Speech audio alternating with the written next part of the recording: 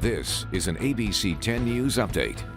Hello, I'm Jim Patton with this ABC 10 News Update. A final farewell held today for former Padres player and a San Diego police officer Dan Walters, more than a year after he passed away. He died in April of last year, but did not receive a proper funeral service because of the pandemic.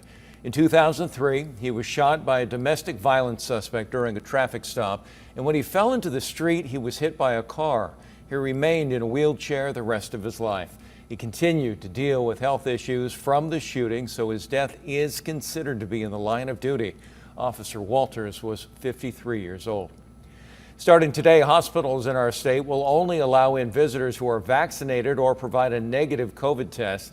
The state order applies to hospitals, skilled nursing facilities, and intermediate care centers. All healthcare facilities will either verify visitors are fully vaccinated through documentation or ask for proof of a negative test within 72 hours before the visit. People trying to visit a patient in critical condition when death may be imminent could receive an exemption. Testimony will resume today in a hearing to determine if a fired MESA police officer involved in a controversial arrest will go to trial. Matthew Degas is charged with filing a false police report in connection with this arrest that led to days of protest in May of 2020.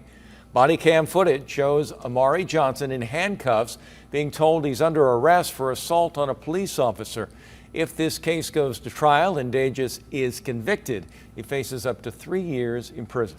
Turning our attention to our weather now. We had quite the exciting night last night. What's in store now? Yeah. That's right. Yeah, a lot of areas saw thunderstorms all the way to our coastline. We saw flash floods in our mountain and desert areas, as well as rocks and some mud on the roadways.